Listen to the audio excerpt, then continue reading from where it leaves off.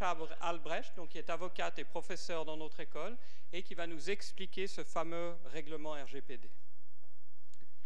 Merci. Bonsoir à toutes et à tous.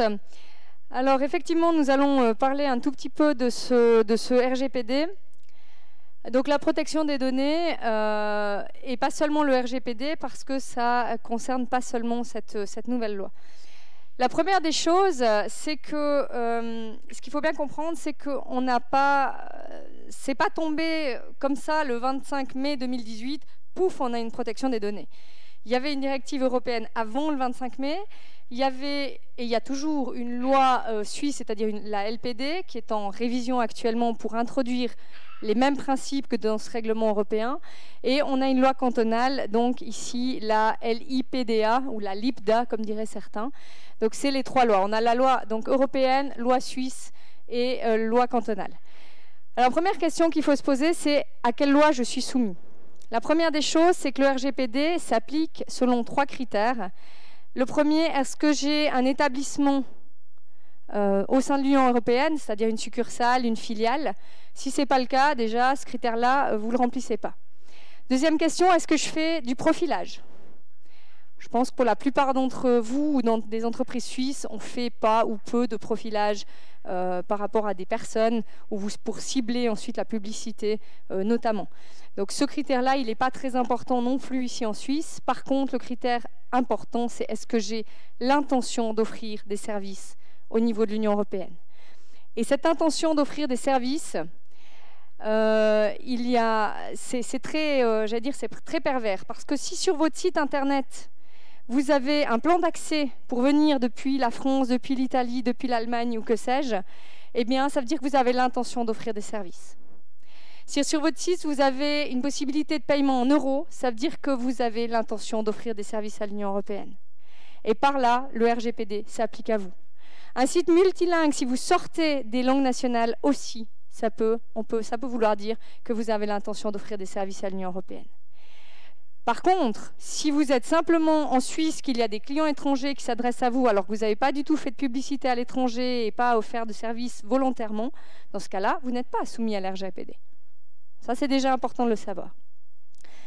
Après, ça a peu d'impact quand même parce que la loi sur la protection des données suisse, ou en tout cas son projet de modification qui devrait rentrer en vigueur, on espère 2020, va reprendre quasiment tous les mêmes principes. Alors pour qui est cette loi fédérale? Cette loi fédérale est pour les organes fédéraux, donc les départements fédéraux. Et elle est aussi pour les personnes, j'ai mis ici personnes physiques, mais aussi les personnes morales, tout ce qui est entité, que ce soit une SA, une SARL, les personnes privées. Donc toute personne privée est soumise à la loi sur la protection des données. Il y a 4 exceptions si vous faites un usage personnel des données. Si vous, tout ce qui est délibération des chambres fédérales, c'est aussi pas soumis à la protection des données. Les procédures judiciaires et tout ce qui est les registres publics, donc registres fonciers, etc. Et si vous êtes autorité cantonale ou communale, par contre, là, vous êtes soumis à la loi cantonale ou communale. Essentiellement à la loi cantonale, donc la LIPDA. Je ne connais pas ou peu de communes, en tout cas pas en Valais, qui aurait fait une loi communale. Maintenant, on ne sait jamais l'idée des communes. La loi cantonale n'est pas encore, il n'y a pas encore de révision.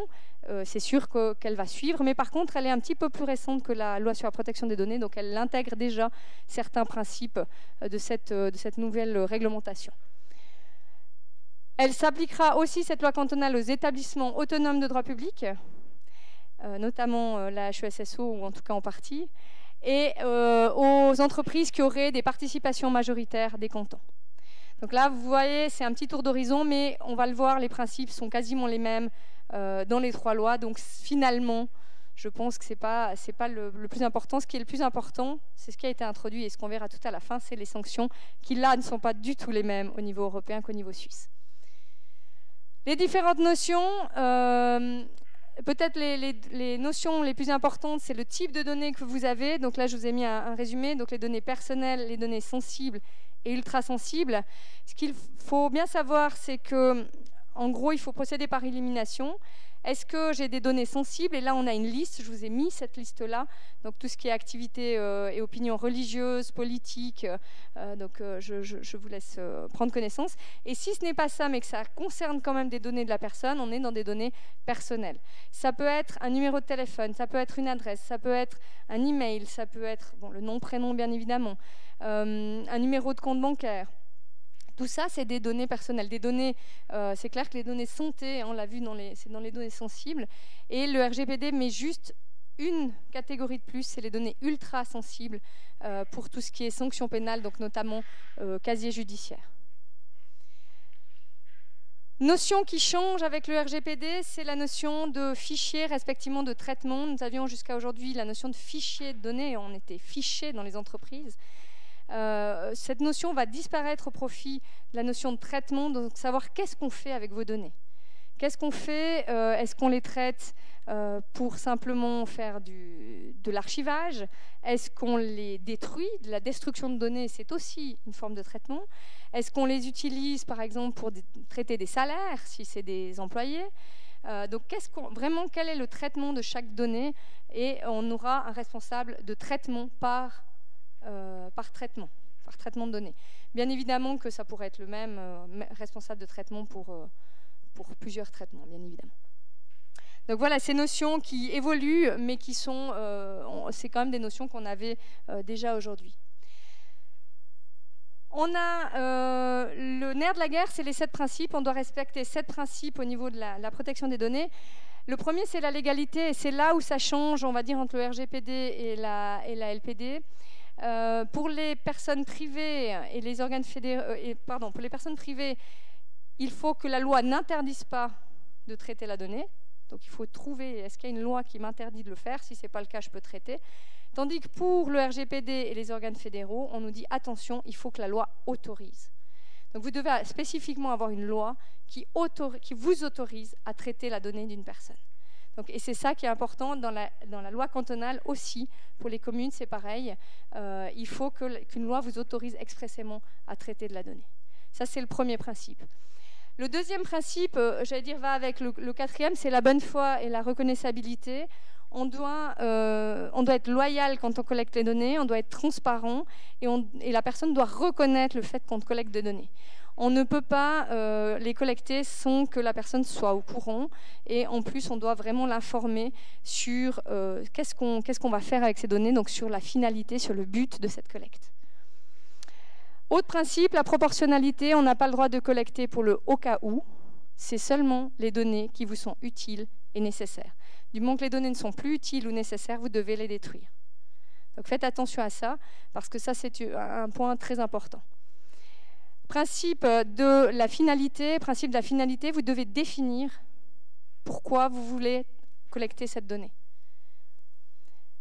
Et tant que vous n'avez pas défini cette finalité, théoriquement, vous ne pouvez pas traiter des données parce que vous devez la communiquer aux personnes. Et cette finalité, vous n'allez pouvoir utiliser ces données et traiter ces données que dans cette finalité-là. Donc, il faut vraiment bien réfléchir pourquoi vous voulez collecter ces données. Principe d'exactitude, vous devez mettre à jour les données. Donc, plus vous avez de données, plus vous avez de travail. Vous êtes censé mettre à jour systématiquement les données que vous collectez. Et le principe le plus difficile à respecter, notamment au niveau informatique, c'est le principe de la sécurité.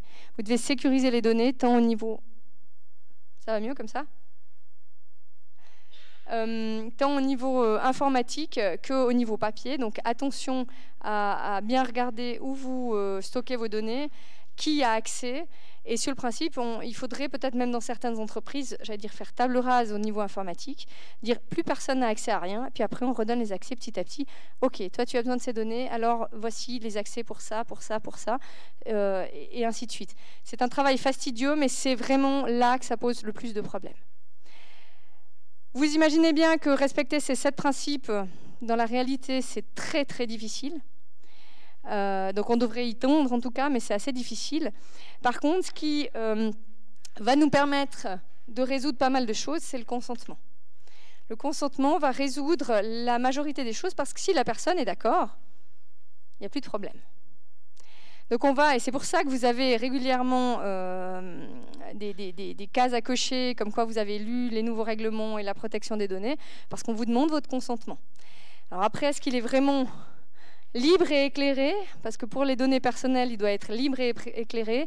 Et je pense que c'est là que la problématique va se poser. C'est que quand on est obligé de cliquer sur « J'accepte » pour utiliser l'application qu'on veut utiliser, on n'est plus libre. Et je pense sincèrement que c'est là-dessus que on va avoir un point d'achoppement pour les grosses entités à ce niveau-là.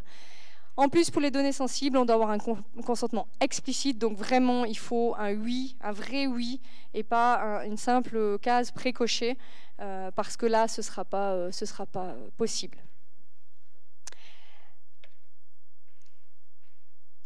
On a parlé tout à l'heure, on vous a parlé de droit d'accès aussi.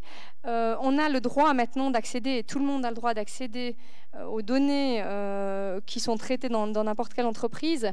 C'est un droit inaliénable, donc vous ne pouvez pas le transmettre. C'est un droit imprescriptique, donc vous pouvez faire cette demande en tout temps, quand vous voulez. Et en plus, c'est un droit qui est gratuit. Donc en tant qu'entreprise, vous devez gratuitement donner l'ensemble des données aux personnes qui le demandent.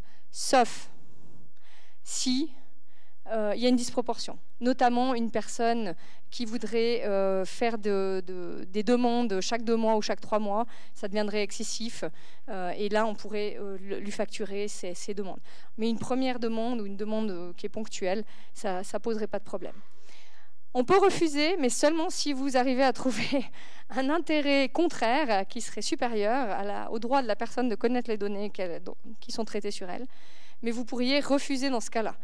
Là, il faudra s'accrocher, je pense, pour trouver un intérêt supérieur, mais il y a quand même cette possibilité dans la loi, et le cas échéant, ce serait tranché, s'il y a un conflit, ce serait tranché, pour savoir si c'est vraiment un intérêt supérieur ou pas. Le point aussi qui est nouveau, c'est au niveau de la communication transfrontalière. Si vous transférez vos données à l'étranger, notamment les problématiques des clouds, des sauvegardes à l'étranger, alors là, on va vous dire, c'est OK, vous pouvez transférer à l'étranger si le pays a une législation et une protection adéquate. Et là, vous avez une convention 108 qui est en cours de révision, dans le sens où la nouvelle mouture... je l'ai appris aujourd'hui, et a été acceptée, mais elle doit encore être ratifiée par les pays, notamment par la Suisse. Si vous n'êtes pas dans la liste de cette convention 108, eh bien, il faut faire un contrat avec votre prestataire de service, et vous devez soumettre ce contrat-là au préposé, soit fédéral, soit cantonal. Donc pour les communes et le canton, je vous laisse aller voir Maître Fanti, et puis pour les privés ou les personnes morales, on doit regarder avec le préposé fédéral. Attention au téléchargement de vos mails, notamment à l'étranger, parce qu'il y a communication transfrontalière. Vous êtes à l'étranger pour voyage d'affaires ou voyage d'agrément, vous téléchargez vos mails. Si c'est des choses nouvelles et que vous les téléchargez sur le serveur, les opérateurs étrangers ont accès à ces données, et donc il peut y avoir, s'il n'y a pas protection adéquate, il peut y avoir problématique à ce niveau-là. Donc attention à ça. Et contrairement à ce qu'on pense, les USA, c'est vraiment pas le pays sûr. Donc, allez pas stocker vos données aux USA, ou dites-vous pas, comme je suis aux USA, tout est beau, tout est rose. Vraiment pas. Il ne fait pas partie de cette liste-là, contrairement à ce qu'on pourrait penser. Dernière question, et c'est ça qui nous occupe le plus, c'est les sanctions. Donc les sanctions au niveau du RGPD, on a des sanctions, il peut y avoir des sanctions civiles ou pénales, mais ça c'est dans chaque pays, chaque législation qui va le prévoir. Donc en fonction de où vous avez commis l'infraction, si c'est en Suisse par rapport à un Français, ce sera le droit français, ou le droit allemand si c'est une personne allemande. Mais surtout la sanction administrative qui est de 20 millions d'euros, respectivement 4% du chiffre d'affaires annuel mondial. Donc bien évidemment, vous avez bien compris, ces sanctions ont été faites pour pêcher les gros poissons, mais pas que, parce que c'est ça qui fait peur. Après, il y a beaucoup de critères pour fixer cette amende. On nous a déjà averti que ces amendes, elles seraient bien évidemment progressives. Ce n'est pas la même chose si c'est votre première infraction ou si vous êtes récidiviste. Si vous collaborez, bien évidemment que vous n'aurez pas ce prix-là non plus. De même, si la violation est volontaire, si volontairement vous prenez les données puis que vous allez les vendre sans le consentement des personnes, alors là, c'est clair que vous risquez des grosses amendes. Après, si malheureusement vous avez tout fait juste et puis que malheureusement il y a une faille et qu'il y a une fuite de données, eh bien c'est clair que vous n'aurez pas 20 millions d'euros d'amende, hein, qu'on se comprenne bien. En Suisse, actuellement, il n'y a pas vraiment de sanctions. On a quand même déjà l'article 28 du CC, mais au niveau de la protection de la personnalité, mais c'est assez faible aujourd'hui. Elle sera renforcée avec la révision par une amende aussi qui pourra aller, à nouveau, c'est un maximum, jusqu'à 250 000 francs. On voit bien qu'on est bien en dessous de ce que prévoit le RGPD, mais il y a aussi des sanctions donc, au niveau suisse qui vont être introduites, et ça, il faudra en tenir compte aussi. Mais à nouveau, c'est progressif, on va aller petit à petit. Voilà. Je cède la parole, du coup. Merci de votre attention. Merci beaucoup.